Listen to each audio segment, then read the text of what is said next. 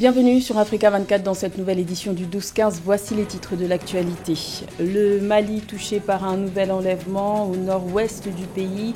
5 ressortissants étrangers ont été kidnappés par des groupes djihadistes qui réclament une rançon contre leur libération, selon les forces armées maliennes.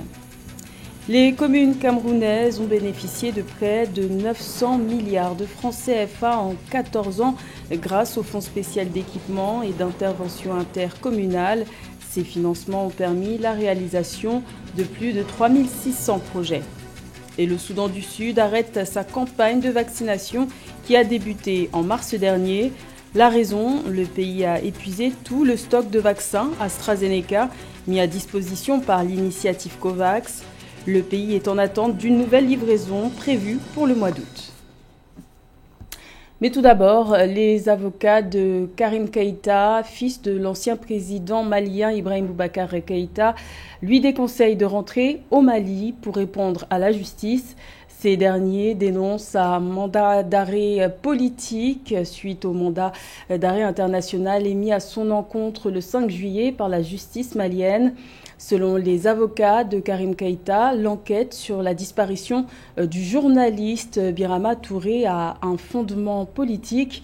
Ils craignent que la sécurité de leurs clients ne soit pas assurée lors de son retour au Mali. Pour rappel, la justice malienne souhaite entendre Karim Keïta ainsi que plusieurs autres personnes au sujet de la disparition du journaliste Birama Touré qui n'a pas donné signe de vie depuis 2016.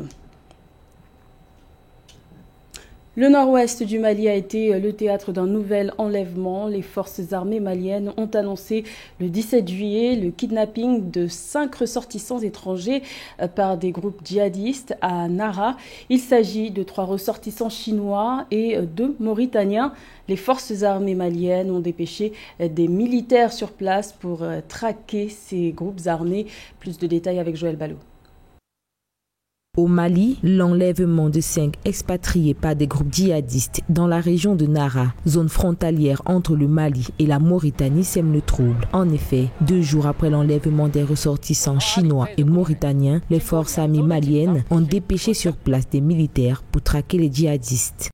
On peut comprendre dans ces enlèvements comme étant des mesures de représailles réciproques, notamment des groupes djihadistes contre l'offensive diplomatique et militaire menée essentiellement par les 2 États. Il faut se rappeler que le commandement du G5 Sahel est détenu aujourd'hui par la Mauritanie, sans occulter le fait que le premier responsable en MINUSMA au Mali est dirigé par un diplomate mauritanien. Et la Chine également a financé énormément les opérations de maintien de la paix dans le Sahel. Donc voilà autant peut-être de mesures qui peuvent susciter notamment de telles motivations de la part des groupes djihadistes. Selon les populations riveraines, cette attaque est l'œuvre des groupes djihadistes qui sillonnent la frontière Mali-Mauritanie depuis quelques années. En 2020, 10 militaires ont perdu la vie dans une embuscade près de cette même localité. Aujourd'hui, en plus de décrier l'enlèvement des travailleurs étrangers, les autorités maliennes dénombrent des grues, citernes à goudron, compacteurs réduits en cendres. Le Mali déjà partage une longue frontière avec la Mauritanie, depuis la région de Nara, qui était le site où ces agents ont été enlevés, à travers la forêt de Ouagadougou, qui reste également une forêt très mystérieuse, où nous avons des incursions essentiellement de groupes djihadistes. Depuis 2013, il y a eu des arrestations au sein de cette forêt. Donc voilà autant d'éléments qui peuvent justifier alors de tels enlèvements. En rappel, depuis 2012, le Mali est en proie à des attaques terroristes et à une instabilité chronique. Malheureusement, l'instabilité politique et sécuritaire du pays a souvent nourri ce climat de terreur, amenant les groupes armés à procéder à des enlèvements. Ils conditionnent par la suite les libérations par d'importantes rançons. Également dans l'actualité, le programme commun établi entre la République démocratique du Congo et le Fonds monétaire international a été validé ce lundi 19 juillet. Il s'agit d'un programme de financement du FMI de 1,5 milliard de dollars sur 3 ans en échange de réformes et du maintien de certains indicateurs de l'économie congolaise. Notons que les prêts du FMI sont actuellement à taux zéro, ce qui est très avantageux pour la République démocratique du Congo, qui s'est par ailleurs engagée à doubler ses réserves de change en 3 ans et à contenir l'inflation à 6%. 900 milliards de francs CFA, c'est le montant consacré aux communes camerounaises en 14 ans. Le Fonds spécial d'équipement et d'intervention intercommunale a notamment servi à assurer le développement local, mais aussi à financer des infrastructures socio-communautaires. Le point avec Marie-Raphaël Antolo. Au Cameroun, 3601 projets ont bénéficié des financements du Fonds spécial d'équipement et d'intervention intercommunale entre 2006 et 2020. Le financement de ces projets mobilisés à hauteur de 900 milliards de francs CFA visait à financer des projets appartenant aux collectivités territoriales décentralisées du pays. En effet, depuis une quinzaine d'années, plus de 900 milliards de francs CFA ont été consacrés au développement des infrastructures des 374 communautés, ça fait 374 collectivités territoriales décentralisées qui ont toutes bénéficié de l'appui financier du FECOM. Et effectivement, cela représente un apport significatif en ce qui concerne la préoccupation de l'État quant au développement infrastructurel des communes. Outre le financement de projets communaux, les fonds décaissés par le Fonds spécial d'équipement et d'intervention intercommunale pour la période 2006-2020 visaient également à permettre aux communes de se doter de certaines infrastructures socio-communautaires comme des marchés, gares routières, adduction d'eau et éclairage public.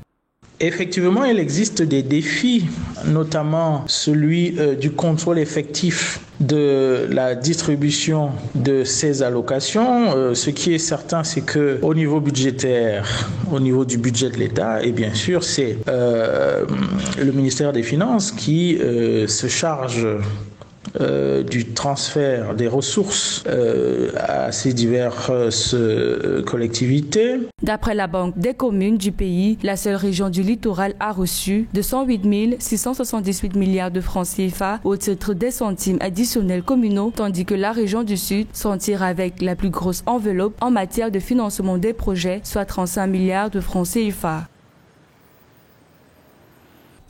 Le Sénégal met en place une stratégie d'exploitation des ressources minières. Le pays ambitionne de devenir un centre de référence des services miniers en Afrique de l'Ouest grâce à son projet dénommé Hub minier régional, un projet qui entre dans le cadre du plan Sénégal émergent, un sujet de Philomène Tine.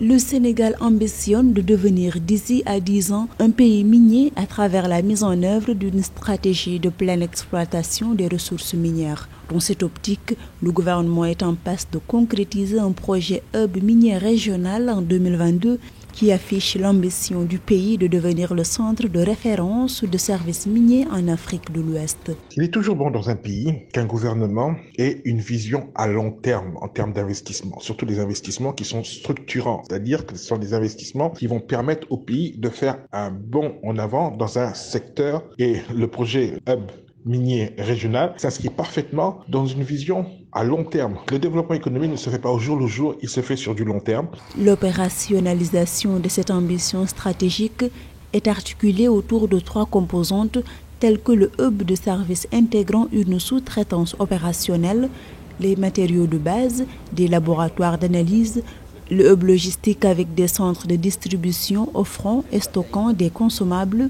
pièces de recharge et des équipements, et le hub académique avec la création de centres de formation de techniciens et ingénieurs miniers et d'écoles spécialisées pour opérateurs miniers, entre autres. Il faudrait aussi qu'il y ait une transformation de ces produits miniers sur le territoire sénégalais. Parce que la valeur ajoutée des matières premières n'est pas dans son exploitation et dans son exportation, mais il est dans sa transformation sur place, en produit fini ou en produit semi-fini. Et là, à partir de là, vous pouvez commencer à engranger des ressources financières très très importantes.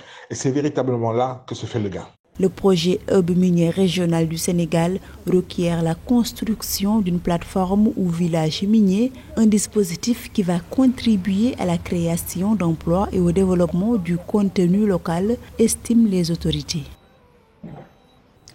La pénurie de vaccins oblige le Soudan du Sud à suspendre sa campagne de vaccination qui a débuté en mars dernier.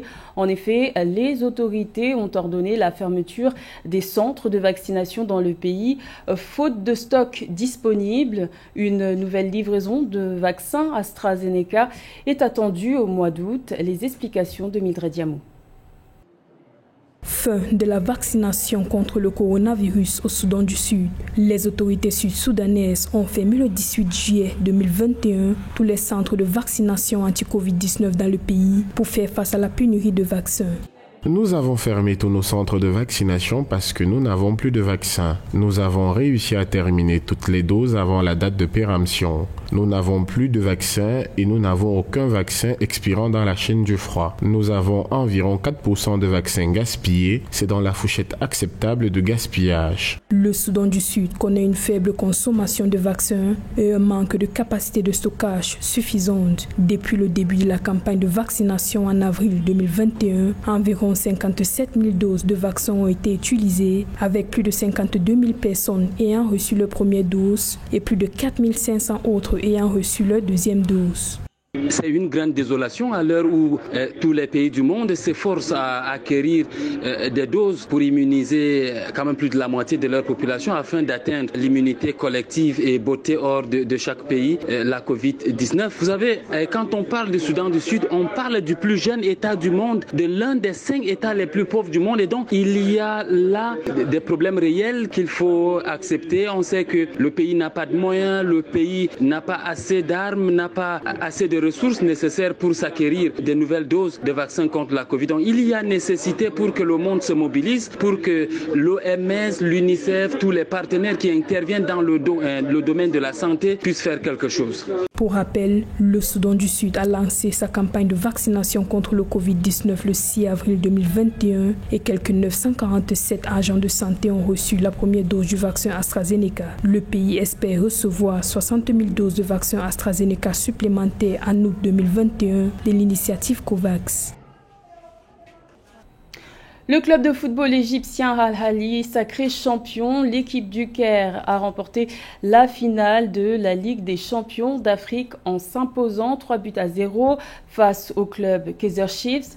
En remportant pour la 10e fois cette compétition, le club centenaire devient l'un des clubs les plus titrés de la planète. Les précisions de Nathalie Moho. Et de 10 pour le club de football égyptien Al-Ahly. L'équipe de Mohamed Cherif a remporté pour la 10e fois la Champions League africaine face aux Sud-Africains du Kaizer Chiefs le 17 juillet 2021. La rencontre s'est soldée sur le score de 3-0 avec une équipe de Kaizer Chiefs fragilisée par l'expulsion sur carton rouge de Happy Machian en fin de première mi-temps. L'équipe d'Al-Ahly a bien joué du début jusqu'à la fin. On a pu voir du très bon jeu, des mouvements de balle très intéressants. Ils sont expérimentés et savent comment gagner des finales. Par contre, c'est triste pour les Kaizer Chiefs qui étaient à leur première expérience en finale de la Champions League africaine, même si leur qualification était une surprise. Victoire historique donc pour Al-Ahly d'Égypte qui a remporté son 3e titre africain consécutif. C'est aussi pour l'entraîneur de l'équipe du Caire, le Sud-Africain Pitso Mosimane, le 3e trophée continental. Il est ainsi devenu le premier entraîneur africain à afficher un tel palmarès. Nous avons gagné parce que nous le méritons, nous avons marqué des buts tout au long de la compétition et j'adresse mes félicitations à l'équipe. Al-Ahly mérite ce 10e trophée historique. Le club égyptien Al-Ahly, qui a remporté 22 titres africains, affrontera le vainqueur de la Coupe de la Confédération de la CAF, le Raja Casablanca du Maroc, dans un match unique pour la Super Coupe de la CAF. Notons que l'équipe Kairote est tenant de ce titre et aussi le club le plus titré de cette compétition avec 7 victoires en finale à son actif. C'était le journal de la rédaction. Merci de l'avoir suivi. L'information continue sur Africa 24.